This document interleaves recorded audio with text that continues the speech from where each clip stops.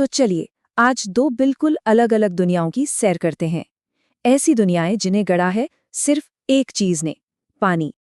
अब सवाल ये उठता है कि पानी जैसी मतलब इतनी आम सी चीज कैसे जीवन के इतने अलग अलग नियम बना सकती है ना सोचने वाली बात। तो चलिए आज इसी पहेली को सुलझाते हैं। देखिए, हमारी ये जो पड़ताल है ना, ये दो तरह के जंगलों पर टिकी है। एक जो मौसम के साथ एकदम नाटकीय ढंग से बदलता है, और दूसरा जो लगभग हमेशा एक जैसा ही रहता है। और इन दोनों की कहानी का जो मेन हीरो है वो है पानी। तो सबसे पहले चलते हैं शीतोष्ण यानी कि टेम्परेट जंगल की दुनिया में। यहाँ का जीवन आप समझिए एक 4 एक्ट वाले नाटक जैसा है। और इस नाटक को चलाता कौन है? पानी। हर मौसम के साथ समझ लीजिए एक नया पर्दा उठता है। ये जो 4 मौसम है ना, यही यहाँ जीवन और मौत के नियम तय करते हैं। एक तरफ सर्दी, जब पानी बर्फ बन जाता है और सब कुछ शांत हो जाता है, और दूसरी तरफ वसंत, जब वही बर्फ पिघलती है और पूरे जंगल में एक होड़ सी मच जाती है। हर मौसम की अपनी अलग चुनौतियां हैं और जीने के अपने अलग तरीके। जरा सोचिए, पूरा जंगल बर्फ की एक मोटी चादर में लिपटा है। पानी पत्थर की तरह जम गया है और ऐसा लगता है मानो वक्त ही रुक गया हो। पेड़ों पर एक भी पत्ता नहीं। ऐसे में बस जिंदा बचे रहना, यही सबसे बड़ी चुनौती है। सच कहूं तो ये एक जानलेवा मौसम है। तो इस बेरहम मौसम से बचने के लिए यहाँ के जानवरों ने गजब के तरीके निकाले हैं। जैसे बाइसन, वो झुंड बनाकर एक दूसरे का सहारा बनते हैं। गिलहरियां अपनी ऊर्जा बचाने के लिए छिप जाती हैं, जिसे हम हाइबरनेशन कहते हैं। और ज्यादातर पक्षी, वो तो भैया पूरा इलाका ही छोड़कर कहीं और चले जाते हैं।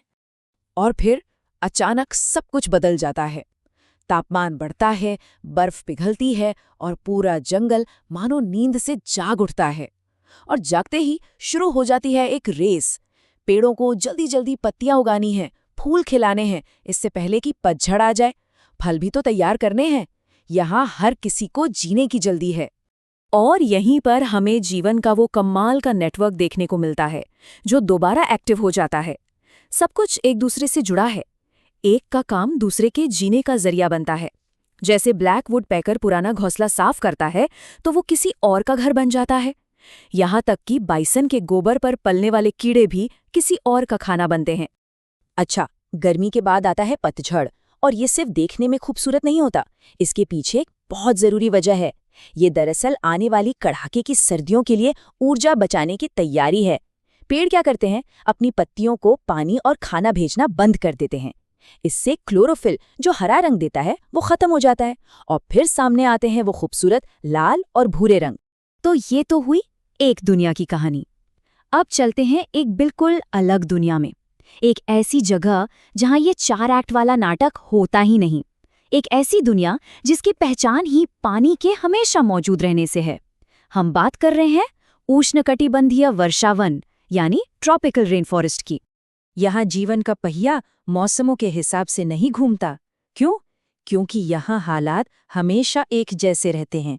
सोचिए, एक गर्म, उमस भरी और बेहद घनी दुनिया, जहाँ जिंदा रहने की होड़ कभी खत्म नहीं होती, कभी नहीं।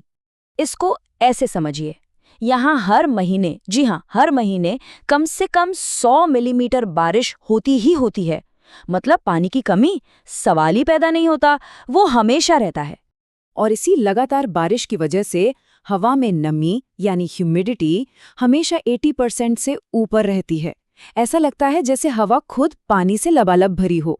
ऊपर इतने घने पेड़ हैं, मतलब एक दूसरे से ऐसे लिपटे हुए कि सूरज की रोशनी का सिर्फ 2% हिस्सा ही जमीन तक पहुंच पाता है। तो नीचे का आलम कैसा होगा? एकदम अंधेरी और नमी से भरी एक अलग ही दुनिया। अब ऐसे माहौल में जीने के लिए आपको कोई खास हुनर तो चाहिए ही होगा, मतलब स्पेशलाइजेशन तो बहुत जरूरी है। मिसाल के तौर पर नॉर्दर्न टैमेंडुआ को ही ले लीजिए। ये अपने खाने के लिए एकदम परफेक्ट बना है। इसके पंजे इतने मजबूत हैं कि दीमक की टीले तोड़ दें, और इसकी लंबी चिपचिपी जीभ हजारों कीड़ों को एक बार में अंदर खींच लेती है। तो यहाँ कहानी थोड़ी अलग है। जब खाना पानी हर वक्त मौजूद हो तो असली लड़ाई होती है दूसरों से आगे निकलने की। मतलब कंपटीशन बहुत तगड़ा है, और इसी कंपटीशन की वजह से हर जीव को इस भीड़ में अपनी जगह बनाने के लिए कोई न कोई खास तरीका अपनाना ही पड़ता है। तो चलिए अब इन दोनों दुनियाओं को आमने सामने रखकर देखते हैं और ये समझने की कोशिश करते हैं कि कैसे सिर्फ पानी इनके जीने के तौर तरीकों को इतना अलग बना देता है। तो एक तरफ रणनीति है पानी की कमी से जूझने की, बर्फ से बचने की, और दूसरी तरफ रणनीति है पानी की इस बाढ़ में दूसरों से बेहतर बनने की, आगे निकलने की। मतलब जीने का जो मूल मंत्र है ना, वो दोनों जगह एकदम अलग है। तो अब तस्वीर बिल्कुल साफ है ना? एक जंगल में सबसे बड़ी चुनौती है कड़ाके की सर्दी से बचना, जबकि दूसरे में चुनौती है लगातार होती बारिश के बीच दूसरों को पछाड़ना। सीधी सी बात है, जैसा पानी का रूप वैसा ही जीवन का स्वरूप। लेकिन इन दोनों ही अनोखे इकोसिस्टम का भविष्य कैसा है? चलिए अब जरा इनकी विरासत और आज के हालात पर एक नज़र डालते हैं। और सच कहूं तो ये थोड़ा कड़वा है। हम इंसानों की तरक्की की वजह से ये जो मौसम के साथ बदलने वाले जंगल है ना, ये दुनिया के सबसे ज्यादा बदले हुए इलाके बन चुके हैं। आज ये बहुत बहुत कम बचे हैं। और दूसरी तरफ वर्षावन, यहाँ जिंदगी का घनत्व तो बस हैरान कर देने वाला है। सोचिए, ये जंगल धरती की 6% से भी कम जमीन घेरते हैं, लेकिन दुनिया की आधी से ज्यादा प्रजातियां यहीं रहती हैं, और उनमें से तो कई ऐसी हैं जिनके बारे में हम अभी तक जानते भी नहीं हैं।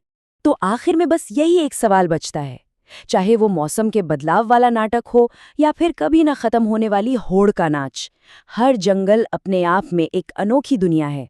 और जब हम इनमें से किसी एक को भी खोते हैं तो हम सिर्फ पेड़ पौधे नहीं खोते, हम जीवन की एक पूरी की पूरी कहानी खो देते हैं। वो कहानी जिसे लिखा था पानी ने।